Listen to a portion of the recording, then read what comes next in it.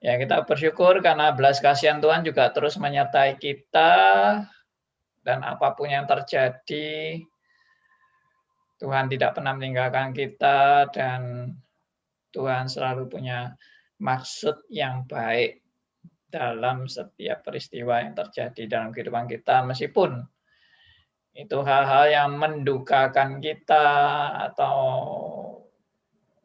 bahkan mungkin membuat kita ya mengalami bencana dan sebagainya, tapi kita tak percaya bahwa Tuhan sama sekali tidak pernah punya tujuan yang negatif ya di dalam kita mengalami masalah-masalah hidup. Ya, Tuhan selalu baik dan Tuhan selalu memberikan kepada setiap anak-anaknya untuk kebaikan bagi kita semua. Ya, mari kita berdoa, kita bersyukur pada Tuhan.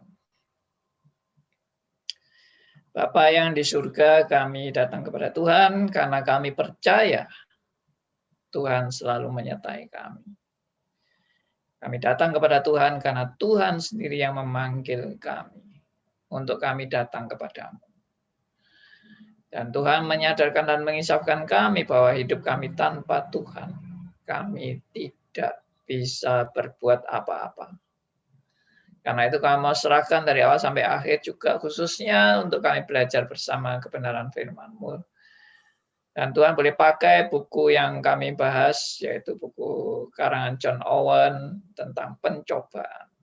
Biarlah melalui buku ini kami boleh terus-menerus diingatkan dan diteguhkan di dalam menghadapi segala pencobaan. Terima kasih. Kami serahkan doa kami dalam satu nama, itu nama Tuhan kami Yesus Kristus, Tuhan dan Juru Selamat kami yang hidup. Amin. Amin. Ya, saudara, hidup manusia tidak pernah lepas daripada pencobaan. Dan saya sengaja memilih background gambar latar belakang saya ini adalah, nah ini kalau saudara tahu ceritanya pasti sudah menebak ini ya. Coba saya minggir dulu supaya terlihat gambarnya ini. Nah.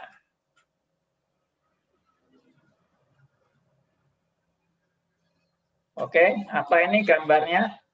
Daniel ya, di gua sih. Yes. Daniel apa nih? Sedang apa ini? Kongko.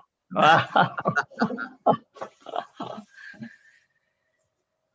Ya, saudara, kita melihat ya bahwa hidup itu tidak pernah lepas dari pencobaan. Dan orang seperti Daniel yang Tuhan menyertai, Tuhan memelihara, juga tidak lepas daripada pencobaan. Dan pencobaan itu ada yang kita bisa melewati dengan sukses, ada yang juga kita mungkin melewati dengan tanda petik ya, kegagalan. Tapi apapun yang terjadi, baik itu sukses, baik pun itu kegagalan, kita percaya bahwa sesuai dengan janji Tuhan, bahwa Tuhan selalu punya rencana yang indah bagi setiap anak-anaknya. Meskipun tanda petik itu kegagalan. Tapi kegagalan itu pun juga untuk kebaikan. Nah, itu uniknya di situ. Nah, kita seringkali pikir yang namanya kebaikan itu adalah bukan kegagalan. Yang namanya kebaikan itu ya kesuksesan, keberhasilan, kekayaan, kesehatan, ya pokoknya makmur, hidup makmur, ya dan sebagainya dan sebagainya. Nah, itu sebetulnya sudah suatu hal yang sama sekali sudah tertinggal sebetulnya ya, pemahaman seperti itu. Tapi herannya masih banyak orang yang terus punya konsep yang salah tentang kebaikan itu, bahwa yang namanya baik itu ya pokoknya saya harus sehat, saya harus sukses, ya saya harus kaya, saya harus berhasil, saya harus makmur, dan sebagainya. Kalau kita mengalami hal-hal yang musibah, sakit penyakit, ya mungkin kegagalan dan sebagainya. Nah, itu seringkali kita pikir itu sebagai malapetaka. Tapi puji Tuhan ya, bahwa kita itu diingatkan oleh kebenaran firman-Nya, dan itu pun juga anugerah. Kita bisa mengerti kebenaran itu anugerah. Dan ini menunjukkan ya, kalau tadi saya lihat betapa banyaknya orang yang tersesat, yang memahami tentang kebaikan itu dari teologi sukses, teologi kemakmuran, teologi kesembuhan, ya teologi apalagi itu ya, pokoknya ya segala macam yang namanya hidup enak, gampang, ya serba instan. Nah, itulah yang selalu didambakan oleh manusia pada umumnya. Saya tadi pagi baru melihat video seorang hamba Tuhan di Afrika Selatan yang bisa membangkitkan orang mati ya. Luar biasa ya. Ternyata itu penipuan ya. Dan pendetanya itu terkenal sebagai pendeta yang terkaya di seluruh dunia. Luar biasa sekali. Dia bisa membangkitkan orang mati. Ya, membangkitkan orang mati, menyembuhkan orang lumpuh, ya. Dan macam-macam lah, segala mujizat hebat. Dan wah, jemaatnya sudah benar-benar luar biasa, berlimpah luar biasa, ratusan ribu. Ya, yang boleh kata yang hadir dalam kebaktiannya itu bisa sampai ratusan ribu itu. Ya, nggak terpikir ya, bagaimana itu jemaat-jemaat yang seperti itu. Apa yang diharapkan oleh mereka. Dan ternyata sudah ada yang menuntut itu waktu kebangkitan, dia membangkitkan orang mati itu. Ada yang menuntut karena merasa bahwa itu penipuan dan rumah duka yang dipakai sebagai alamatnya itu tidak mengaku bahwa mereka mengalami itu, kedukaan itu. Jadi alamat mereka cuma dipinjam aja sebagai alamat palsu yang membohongi jemaat ya. Herannya kok berani sekali ya. Ada orang-orang yang demi kesuksesan, demi kehebatan itu melakukan seperti itu. Supaya dirinya makin tenar dan makin hebat luar biasa. Oke, kita tidak usah membicarakan orang lain, kita kembali lagi kepada buku yang kita bahas. Dan ya saya sangat senang ya dengan buku ini karena memaparkan semua itu apa adanya. Ya, jadi kenapa kok Tuhan mau kasih kita ujian? Biasanya konsepnya itu kan, wah, Tuhan mau kasih kita ujian supaya kita makin hebat, kita makin luar biasa, kita makin berhasil. Nah, gitu kan, kebanyakan tuh konsepnya itu pikirannya dengan percobaan-percobaan itu kita menjadi makin super, makin luar biasa, makin hebat, makin kuat dan sebagainya. Itu tapi diterjemahkan secara lahiriah, secara jasmani, secara hurufiah. Nah, itu semua juga tafsiran yang salah. Kalau kita teliti dari buku ini justru mau menunjukkan bahwa segala pencobaan yang dipakai Tuhan untuk hidup di dalam kehidupan kita itu adalah untuk menunjukkan apa? Untuk menunjukkan bahwa manusia penuh dengan kelemahan dan kekurangan. Itu sebetulnya poinnya itu. Ya, manusia itu penuh dengan kelemahan dan kekurangan, dan jangan sombong. Jangan sombong. Karena memang natur manusia itu selalu sombong. Dan Tuhan mau mendidik saudara dan saya berulang supaya kita tidak sombong. Ya, setelah dididik supaya nggak sombong, sadar, oh iya saya kok sombong. Ya, saya mau belajar untuk tidak sombong. Tapi akhirnya sombong lagi, perlu dididik lagi. Sombong lagi, dididik lagi, sombong lagi, dididik lagi. Makanya namanya pendidikan dari Tuhan itu tidak pernah selesai. Karena memang natur manusia itu perlu dididik. Di dalam keberdosaan kita itu kita perlu dididik dan perlu dihajar. Ya, manusia yang kadang-kadang merasa dirinya benar, itu juga perlu dididik supaya sadar bahwa dirinya tidak benar di hadapan Allah. Sampai-sampai ada orang yang saya pernah sharing waktu dia menerima pencobaan yang berat dari Tuhan, ya kena kanker liver. Sampai dia bilang begini, apa salahku Tuhan? Apa salahku Tuhan? Sehingga engkau membuat aku mengalami bencana seperti ini. Apa salahku Tuhan? Nah, jadi perkataan-perkataan dia, apa salahku Tuhan, itu sudah jelas-jelas menunjukkan bahwa dia merasa dia tidak bersalah. Ya, di hadapan Tuhan itu dia tidak bersalah. Dia itu benar di hadapan Tuhan. Nah, ini juga konsep yang salah.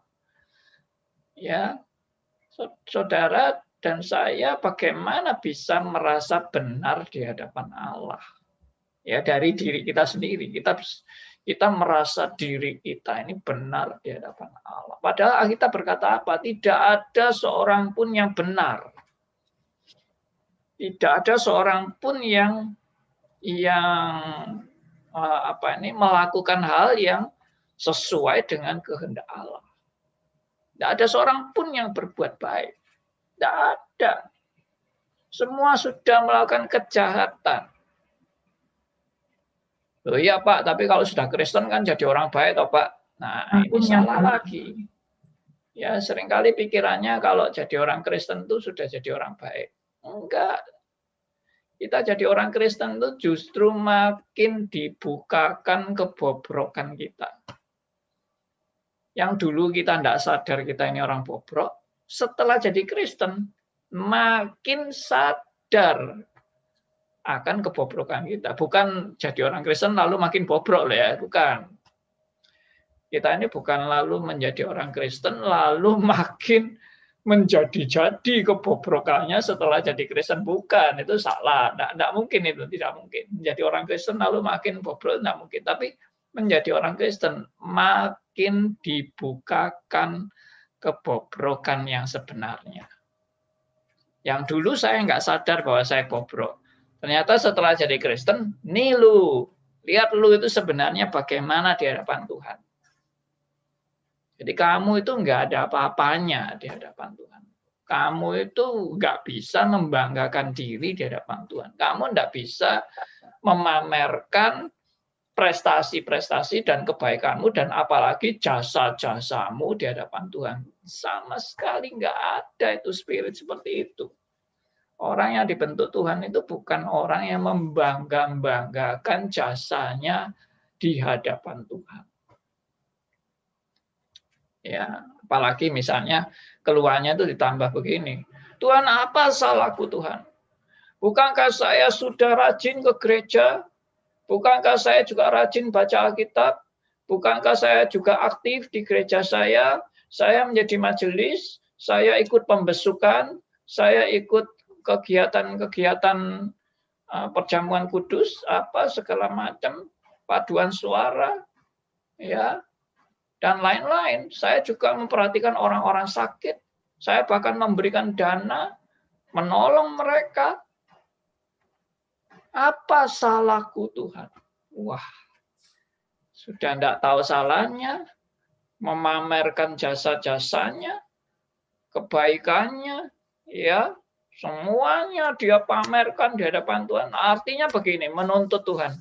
Tuhan, apa kamu itu nggak salah memberikan saya pencobaan seperti ini? Saya ini kan orang sudah baik di hadapan. Nah, dengan kata lain seperti itu. Ya memang dia orang baik. Maksudnya bukan pembunuh, bukan pezina, bukan perampok, ya, bukan penipu. Dia memang bisnisnya juga oke, ya. Tapi apa? Ya itu kan menurut ukuran manusia. Kebaikan itu bukan menurut ukuran manusia, kebaikan itu adalah menurut ukuran Tuhan. Ya, itu yang saya pernah diskusi di beberapa sesi ya dengan topik lain ya. Bahwa manusia itu apa pernah tidak sombong? Tidak ada manusia yang tidak sombong. Manusia itu sudah naturnya itu sudah natur kesombongan. Biar bagaimanapun saudara dan saya itu adalah orang sombong. Ya, pura-pura nggak sombong sehingga kelihatannya tidak sombong, bisa kelihatannya nggak sombong. Pura-pura rendah hati, ya pura-pura saleh, pura-pura orang rohani, ya orang-orang yang kerja buat Tuhan, habis-habisan kerja buat Tuhan. Dilihat orang ini luar biasa sekali ya, pengabdiannya, pengorbanannya, sampai semua terkagum-kagum, ya, sampai dipuji-puji oleh manusia. Malah itu bahaya besar sekali. Ya, orang yang benar-benar hidupnya bagi Allah, tidak mencari pujian bagi dirinya sendiri. Bahkan mungkin ini Tuhan malah mau menunjukkan kepada manusia betapa dia bobrok sebenarnya. Dan sebenarnya yang patut dimuliakan adalah hanya Allah saja. Dan bukan manusia yang dimuliakan. Bukan manusia yang ditinggikan. Makanya perlu ada didikan, perlu ada yang namanya hajaran, perlu ada yang namanya pencobaan dan sebagainya. Itu. Jadi kita ini harus bersyukur justru kalau kita sedang mengalami pencobaan. Ya, kalau orang lain mengalami pencobaan, kita seringkali pikir, ya itu orang lain lah. Aku nggak ngurus dengan pencobaannya orang lain. Ya itu dulu ya, kita waktu mungkin masih muda atau masih belum kena masalah-masalah hidup. Kita kalau lihat orang lain mengalami pencobaan, ya itu orang lain. Atau itu orang memang perlu dididik dan diajar Tuhan. Itu memang orang itu memang kurang ajar. Sehingga Tuhan memang perlu menghajar dia. Ya biar dia rasain itu. Tapi kemudian giliran kita yang mengalami. Bagaimana kalau kita yang mengalami? Apakah kita juga mikir kita ini enggak, biarpun kita mengalami pencobaan, ya aku enggak ngubris, aku tidak mau tahu tentang pencobaan yang aku alami, enggak bisa kan? Itu saya yang mengalami. Mau enggak mau ya itu mikir. Mau enggak mau akhirnya terlibat. Mau tidak mau akhirnya bergumul dengan pencobaan-pencobaan yang Tuhan berikan kepada kita. Nah itulah menurut saya memang ini hikmat-hikmat seperti ini itu baru kita bisa dapatkan setelah kita ya mengalami banyak pukulan-pukulan dari Tuhan. Selama kita mungkin belum mengalami banyak hajaran dan pukulan, kita merasa saya orang super, saya orang hebat, saya orang dilindungi Tuhan, sehingga aku diluputkan dari setiap masalah, dan aku selalu mengalami penyertaan Tuhan yang nyata, ditolong ini, ditolong itu, ya kemudahan-kemudahan yang saya alami, ya kalau lagi tidak ada makan, tahu-tahu Tuhan kasih makan, ya toh. Kalau ada kesulitan, tahu-tahu ada orang menolong. Ya. Kalau ada bahaya kebangkrutan, Tuhan membuat saya tidak bangkrut. Kalau ada bahaya COVID-19, saya luput dari COVID-19. Ya, ada bahaya kematian, saya tidak mati. Ya, itu pertolongan Tuhan nyata sekali, luar biasa sekali. Tuhan itu hebat, Tuhan itu mengasihi saya. Saya tidak sampai saya beberapa kali luput dari segala pencobaan. Tuhan itu memang betul-betul luar biasa, luar biasa. Tapi coba kalau kita mengalami itu dan Tuhan tidak meluputkan kita dari masalah-masalah dan musibah, ya, dan problema, bagaimana reaksi kita? Apakah kita tetap mengatakan bahwa Tuhan itu luar biasa? Ya, makanya saya pernah menegaskan yang namanya iman itu ya. Orang kalau disembuhkan Tuhan dari penyakitnya, lalu bersyukur pada Tuhan dan beriman kepada Tuhan, itu biasa, ya toh? Ya memang tetap luar biasa kalau orang bisa beriman kepada Tuhan, itu luar biasa. Tapi maksudnya biasa itu dalam ukuran orang kalau sedang mengalami kesembuhan, lalu bersyukur pada Tuhan, lalu beriman kepada Tuhan, lalu benar-benar berterima kasih karena mengalami kesembuhan, itu sebetulnya wajar kan. Orang yang mengalami kesembuhan ya berterima kasih. Kalau tidak berterima kasih itu namanya kurang ajar dan tidak tahu diri. Itu orang sudah disembuhkan, tidak mau terima kasih, lalu melupakan Tuhan yang sudah menyembuhkan dia. Ya, oke. Jadi orang yang bersyukur dan berterima kasih itu ya, dan tetap berpegang pada Tuhan, kalau dia disembuhkan itu suatu yang wajar. Tapi bagaimana kalau tidak disembuhkan? Nah, bagaimana kalau kita benar-benar mengalami musibah dan malapetaka dalam kehidupan kita? Saya itu selalu membayangkan ya, kalau ada orang lain mengalami malapetaka atau musibah atau goncangan hidup dan macam-macam lah, sakit penyakit, bahkan menghadapi kematian. Saya selalu membayangkan kalau saya sendiri mengalami itu bagaimana. Itu selalu cara saya ya. Cara saya itu kalau mau menilai diri saya sendiri, saya selalu membayangkan kalau orang lain yang mengalami itu, bagaimana kalau saya yang mengalami seperti dia. Saya seperti dia. Orang kena sakit kanker, entah kena musibah, kecelakaan, atau bahkan menghadapi kematian. Bagaimana kalau saya mengalami seperti dia? Seperti misalnya saya pernah lihat video orang kepalanya dipotong itu, ya, oleh anggota ISIS itu. Itu saat detik-detik menghadapi seperti itu. Bagaimana kalau saya mengalami itu? Waduh, itu benar-benar luar biasa sekali ya. Pencobaan-pencobaan seperti itu. Tapi itu perlu untuk merenungkan. Jangan saudara pikir, aku nggak akan mengalami itu. Ya, aku akan diluputkan Tuhan dari itu. Ya, misalnya orang mengalami COVID-19. Saya juga selalu berpikir, bagaimana kalau saya mengalami.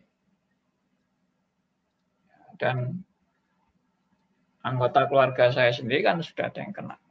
Jadi saya juga ada pergumulan ya dalam menghadapi itu, anggota keluarga saya sendiri yang mengalami. Bagaimana menyikapi kalau anggota keluarga mengalami seperti itu? Itu pelajaran.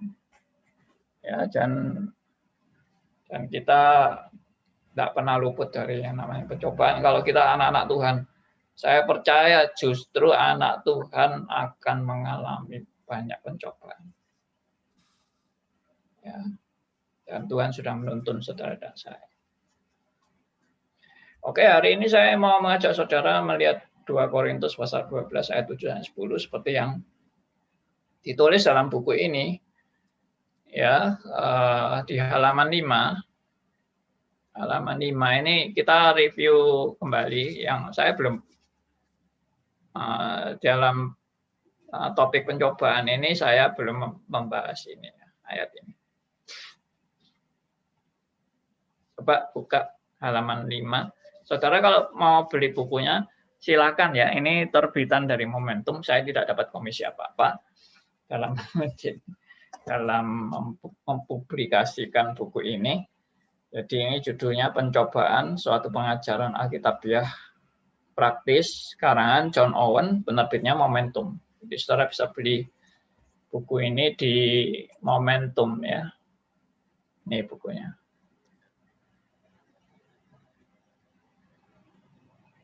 Nah.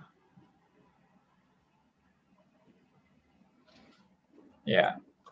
Jadi silakan. Sekarang kita bahas halaman 5.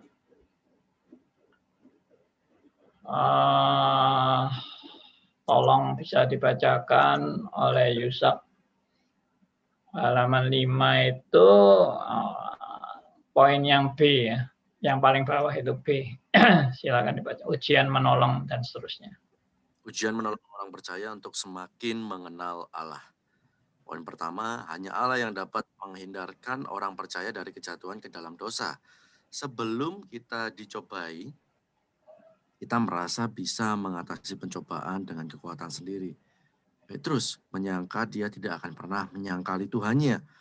Pencobaan menunjukkan kepadanya kenyataan yang sebaliknya.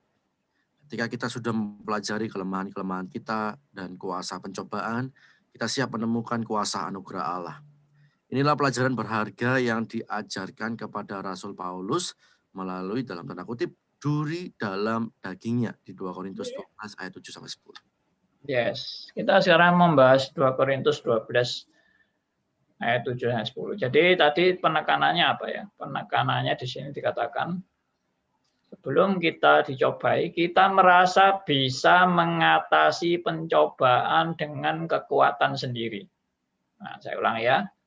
Sebelum kita dicobai, kita merasa bisa mengatasi pencobaan dengan kekuatan sendiri. Kita merasa bisa. Nah, Petrus menyangka dia tidak akan pernah menyangkali Tuhannya. Nah, pencobaan menunjukkan kepadanya kenyataan yang sebaliknya. Jadi Petrus ini merasa dia ini orang hebat.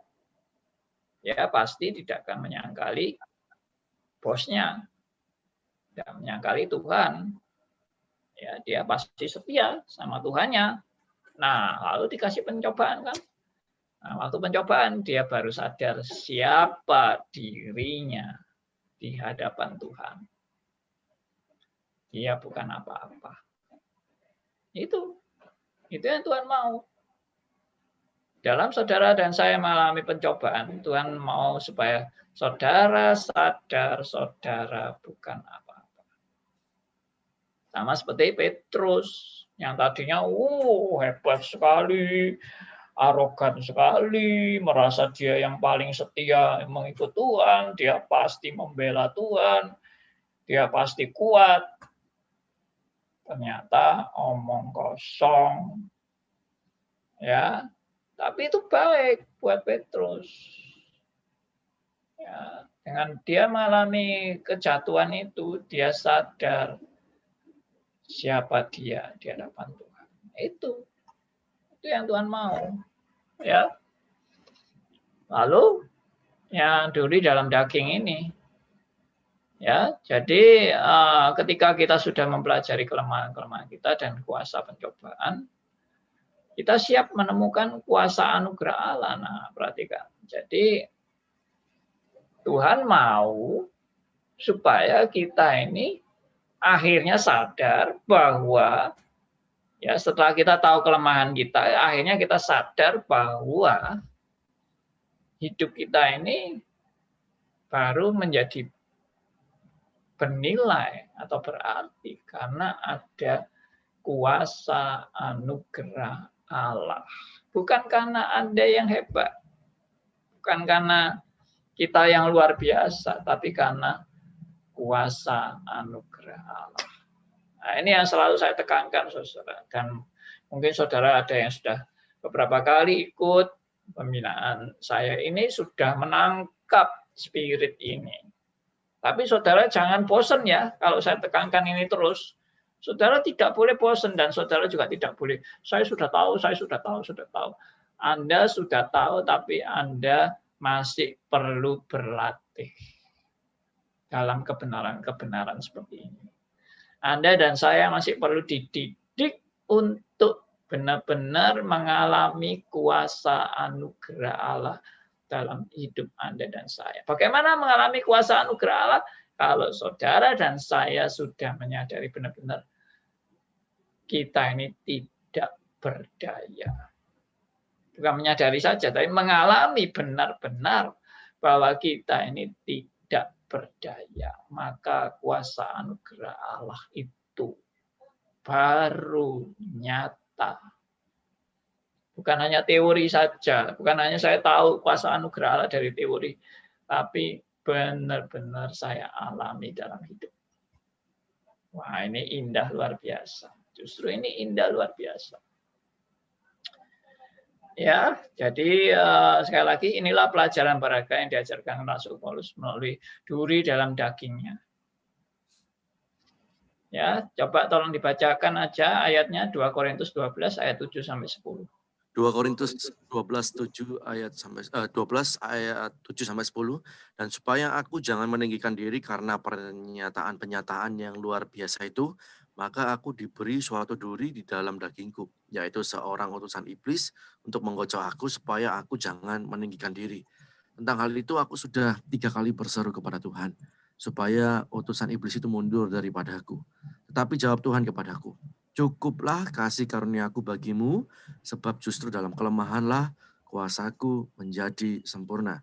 Sebab itu terlebih suka aku bermegah atas kelemahanku, supaya kuasa Kristus turun menaungi aku. Karena itu aku senang dan rela di dalam kelemahan, di dalam siksaan, di dalam kesukaran, dalam penganiayaan, dan kesesakan oleh karena Kristus. Sebab jika aku lemah, maka aku kuat. Ya, coba perhatikan ini. Saya mau share ayatnya. Ya. Katakan supaya aku jangan meninggikan diri. Ya. Ini kan sudah jelas-jelas ya, ayat ini sudah menunjukkan tujuannya. Apa tujuannya saya mengalami pencobaan? Yaitu supaya aku jangan meninggikan diri. Itu yang tadi saya bilang, manusia itu sebetulnya punya kecondongan sombong. Itulah manusia. Saya selalu menganggap diri saya lebih baik dari orang lain, atau saya seringkali meninggikan diri. Saya merasa diri berjasa, saya merasa diri hebat, saya merasa diri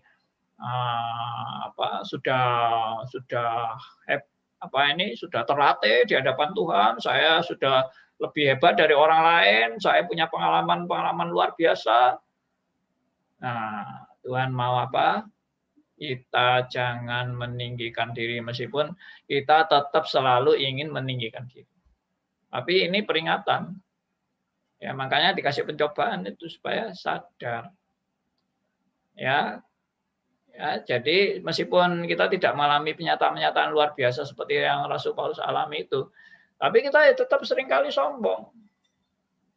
Tidak mengalami penyataan luar biasa aja sombong, apalagi mengalami penyataan yang luar biasa, ya tambah sombong lagi. Makanya saya bersyukur juga ya. Saya dulu kepinginnya menjadi hamba Tuhan yang besar. Mimpinya wah menjadi hamba Tuhan yang hebat gitu. Menjadi hamba Tuhan yang terkenal seluruh dunia. Tapi Tuhan tidak izinkan saya menjadi hamba Tuhan yang hebat ya. Kamu itu siapa? Ya, kamu itu bukan apa-apa. Kamu itu kerucukan ya toh. Kerucukan itu bahasa Surabaya itu apa ya bahasa Indonesianya? Kamu itu apa? Ya rakyat jelata lah kamu itu, kamu mau jadi sok hebat dan sebagainya. Siapa kamu itu, ya? Ya puji Tuhan, saya itu disadarkan bahwa saya tidak boleh punya motivasi ingin meninggikan diri. Ya, itu jadi pelajaran juga buat saya. Ya, saya senang dengan didikan-didikan Tuhan, dan wah kalau saya jadi hamba Tuhan besar tuh mungkin saya sudah lupa diri. Ya, lupa diri, merasa menikmati bagaimana orang-orang menghargai saya, memuji-muji saya. Bersyukur, justru bersyukur saya tidak seperti itu. Tidak jadi hamba Tuhan besar aja sudah sombong, apalagi mau jadi hamba Tuhan besar, tambah sombong lagi. Nah itu, makanya Tuhan bilang, firman Tuhan bilang ini supaya jangan meninggikan diri, maka aku, ya di sini dikatakan maka aku diberi suatu duri dalam dagingku, yaitu seorang utusan iblis. Oke, saya tidak mau bahas panjang-panjang ini karena saya sudah pernah membahas di sesi yang lain, tapi nanti akan saya lanjutkan lagi rencananya minggu depannya membahas ayat ini. Jadi intinya adalah pencobaan itu memang Tuhan mau berikan kepada kita untuk mendidik kita, untuk sadar saya itu siapa. Saya bukan apa-apa, saya orang lemah, saya orang biasa, tapi yang saya seringkali lakukan adalah saya suka sombong. Dan Tuhan mau itu mendidik saya untuk kebaikan bagi saya, bahwa saya ini bukan apa-apa. Dan supaya saya juga makin mengenal siapa Allah saya. Allah saya adalah Allah yang mendidik saya, Allah saya adalah Allah yang menghajar saya, dan didikan dan ajaran Tuhan itu adalah bukti justru Allah mengasihi saya. Ya, jadi berbahagialah kalau mengalami pencobaan, itu nasihat daripada Yakobus. Berbahagialah kamu kalau kamu mengalami pencobaan. Oke, saya sampai di sini, dan silakan kalau ada yang mau sharing, mau bertanya dan sebagainya. Tuhan memberkati kita. Ya, langsung aja bisa Pak. Atau di unmute. Oke, Bu Dorsila silakan. Ya, Ibu Dorsila. Iya, Pak. Terima kasih, Pak, untuk kesempatannya. Puji Tuhan. Saya merasa ya, Pak, saya merasa saya ada di dalam pencobaan itu, atau di dalam didikan Tuhan lebih tepatnya. Amin. Dan itu tidak enak sama sekali, Pak. Betul. Sama sekali, sampai saya hanya bilang bahwa Tuhan, tolong saya supaya saya paling tidak menjaga hati saya. Sekalipun menjaga hati itu susah, Pak. Susah sekali. Benar-benar disinilah saya belajar bagaimana mengharapkan kekuatan datang dari Tuhan. Yeah. Sama sekali saya tidak bisa, Pak. Berawal dari satu kejadian, jadi di BMW Wonogiri, terus karena ada mahasiswa pacaran, maka saya diundang oleh bidang kemahasiswaan untuk ikut di dalam. Karena kalau saya berbicara kadang-kadang di dalam pertemuan itu panggil mereka nasihat, menunjukkan kesalahan mereka tuh kadang-kadang saya bicara lalu saya tunjuk ini kesalahan Kak, ini kesalahanmu, itu kadang-kadang susah diterima. Kenapa susah diterima? Karena mereka tidak bisa berdalih, Pak. Jadi mereka secara itu diam tapi akhirnya memberontak. Lalu saya melihat bagaimana itu menjadi motor penggerak untuk ada sesuatu hal yang terjadi.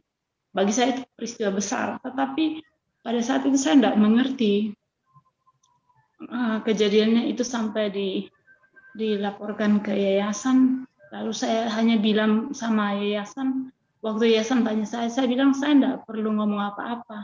Kalau mau tahu, Bapak tanya orang lain. Kalau tanya kepada saya akan membela diri. Dan mungkin saya bicara lebih banyak.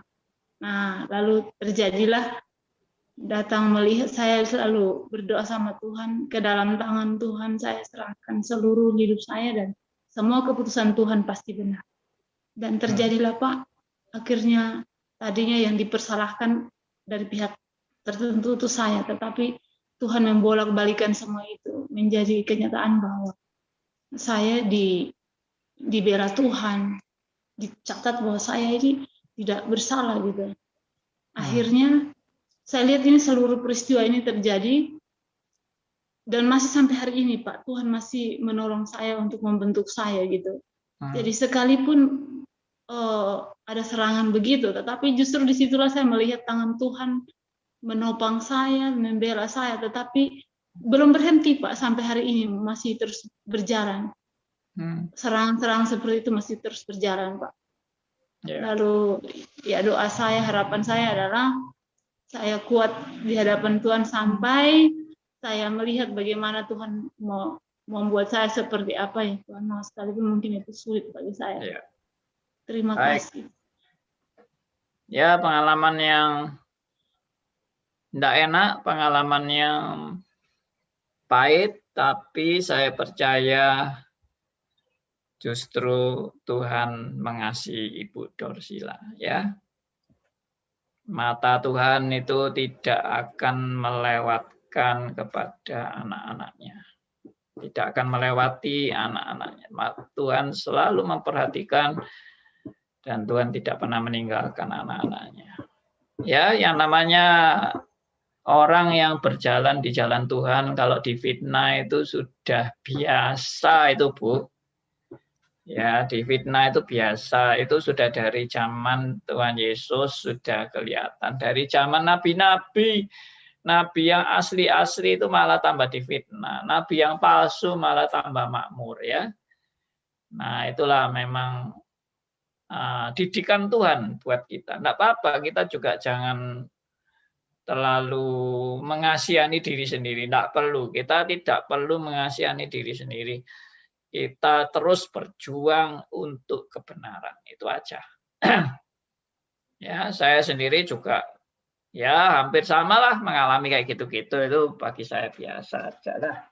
Jalani aja. Saya juga merasa berat. Dan saya juga merasa ini kok tidak adil ya toh. Saya diperlakukan dengan tidak adil dan sebagainya. Ya jalani aja. Yang memang Tuhan mau kita jalani, kita jalani. Seperti yang gambar latar belakang saya ini, Daniel di lubang singa. Itu diperlakukan tidak adil kan. Dia juga difitnah. Dia juga mengalami banyak pencobaan luar biasa, Daniel. Bukan hanya Daniel, semua pengikut Tuhan juga mengalami itu. Termasuk Ibu Dorsila, ya. Nah, itu biarlah menjadi penghiburan dan kekuatan bagi kita, dan juga introspeksi diri. Mungkin saya juga ada bagian kesalahan di mana Tuhan juga mau mendidik dan mengajar saya. Mungkin tidak selalu itu ada kesalahannya saya, tidak selalu.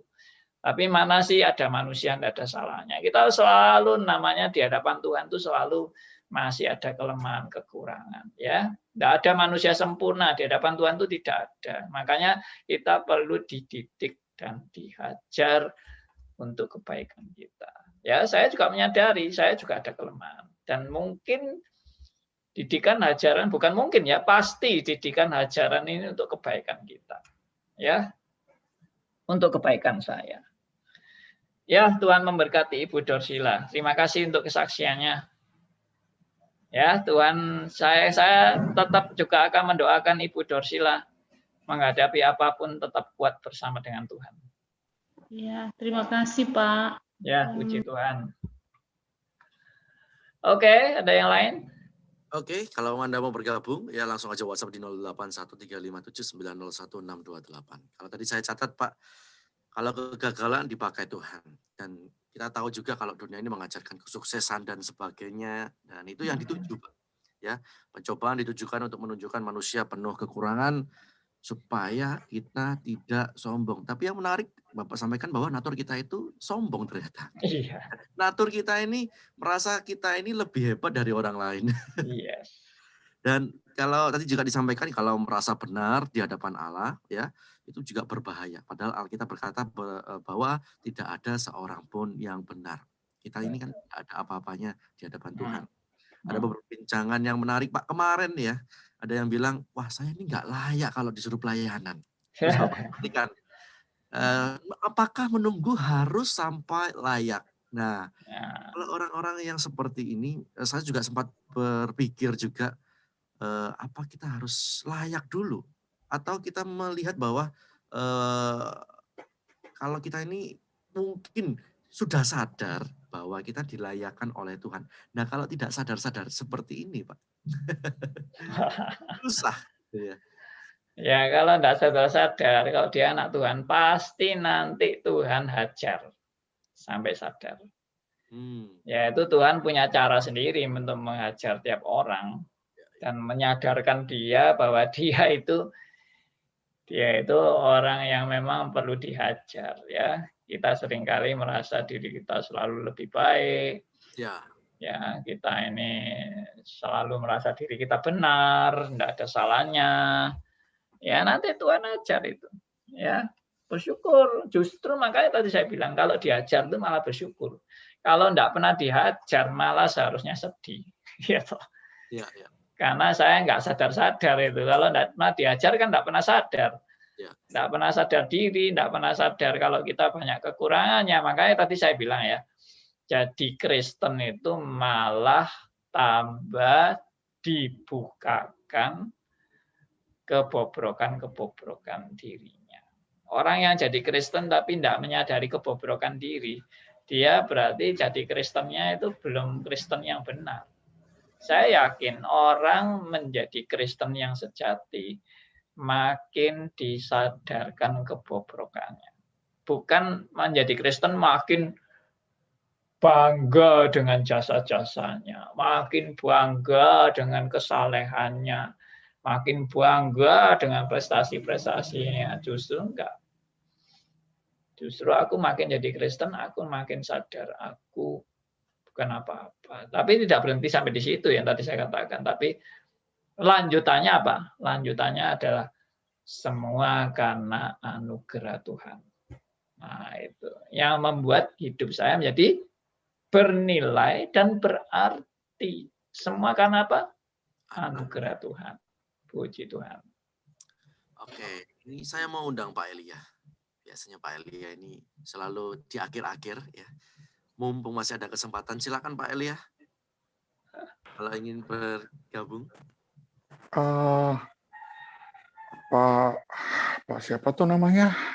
Udah lupa.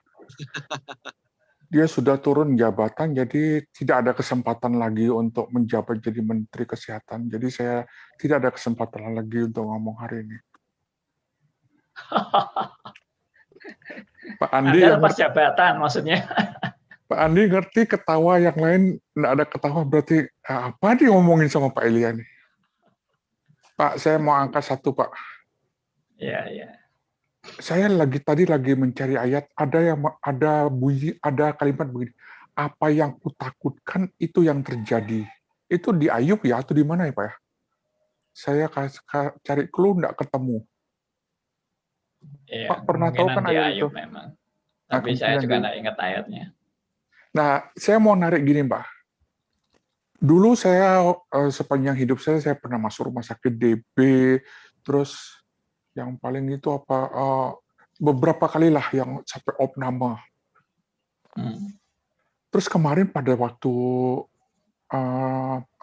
COVID, saya punya teman satu ya kena COVID dan akhirnya dia status pakai selang, terus meninggal Pak.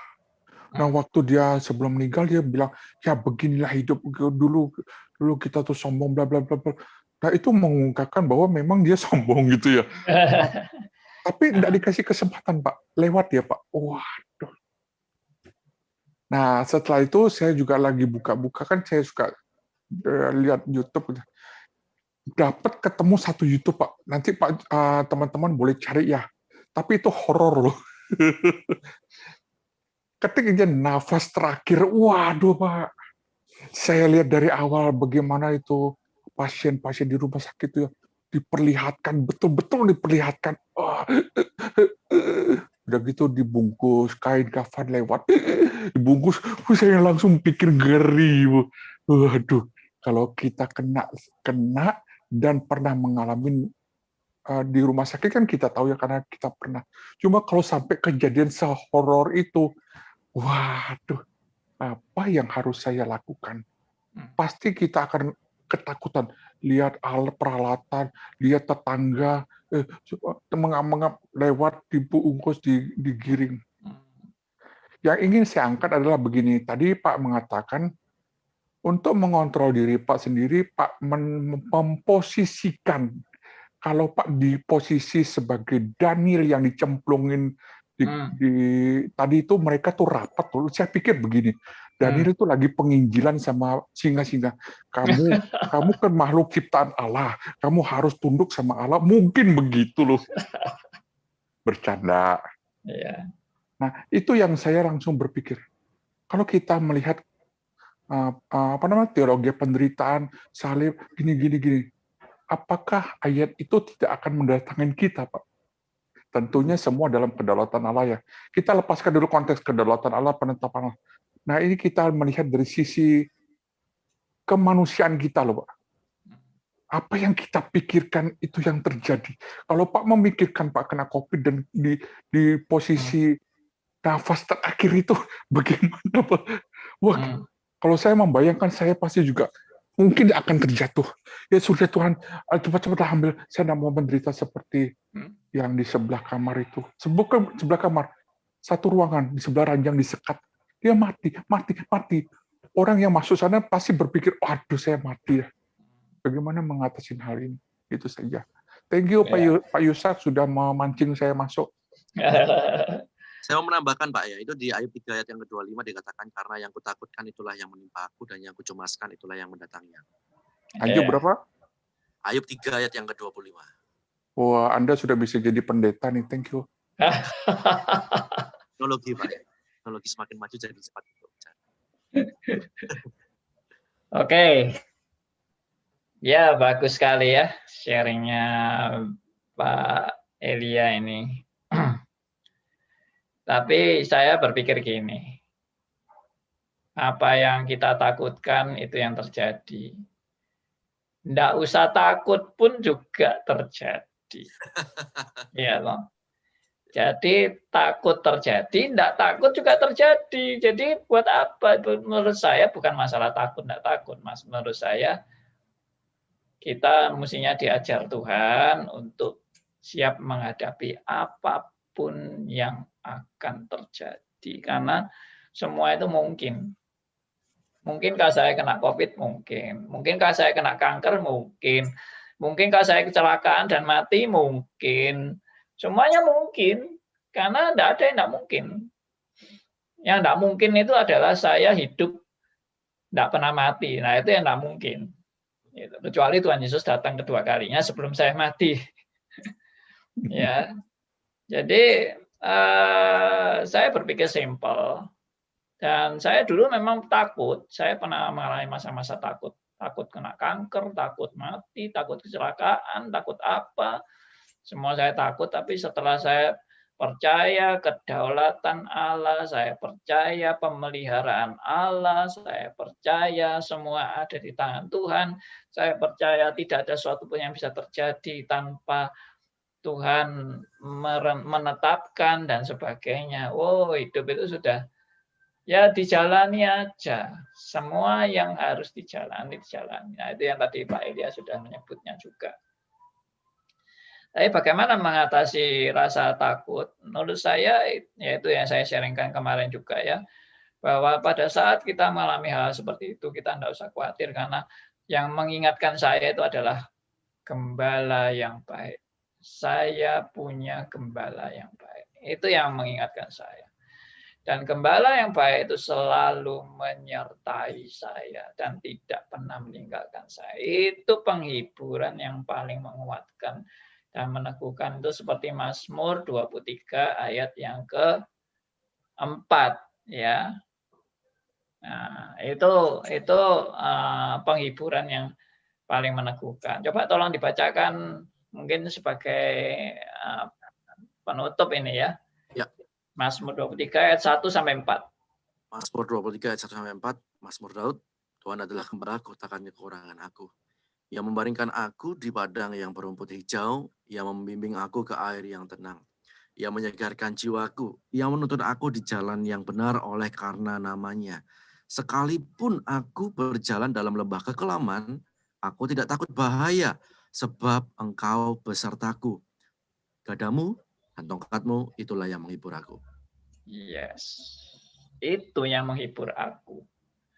Ya, sekalipun aku dalam lembah kekelaman, aku tidak takut bahaya. Karena apa? Engkau besertaku.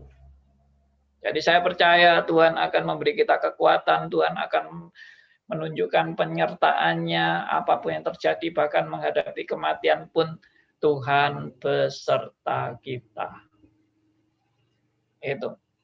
Nah, seringkali orang punya konsep, kalau Tuhan beserta kita, kita tidak mungkin mati. Tuhan beserta kita, kita tidak mungkin sakit. Itu salah besar. Saya akan balik kata-kata itu. Walaupun kita menghadapi penderitaan, walaupun kita menghadapi masalah, Tuhan beserta kita.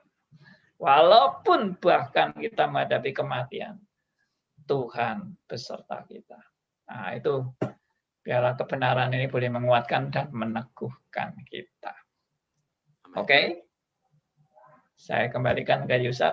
Ya, jangan lupa ya untuk menyaksikan acara ini ya setiap hari Selasa dari jam 9 sampai jam 10 pagi ya, dan Anda juga bisa mendengarkan seri-seri yang sebelumnya di YouTube ya, di live chat ataupun di live streaming di YouTube di Stri Spasi Ngagel. Terima kasih untuk yang sudah bergabung di YouTube, ada 19 viewer, dan juga di Zoom ya ada Pak Elia, Sufong, Ami Puji, dan juga Simon Pramana, dan juga Sufong ya. Terima kasih sudah bergabung di pagi hari ini, dan kita akan tutup dengan doa penutup. Silakan Pak Andi. Ya, mari kita berdoa. Kita bersyukur pada Tuhan. Bapa yang di surga, kami sungguh bersyukur karena Engkaulah Gembala yang baik, dan Engkau selalu mendidik kami semua sebagai domba-domba-Mu dengan tongkat-Mu, dan Tuhan menghajar kami, mendidik kami, dan Tuhan tidak pernah meninggalkan kami dan selalu menyertai kami dalam segala keadaan. Terpujilah nama Tuhan. Kami mau serahkan seluruh hidup kami di tangan Tuhan, karena kami memerlukan Engkau dalam setiap langkah kehidupan kami.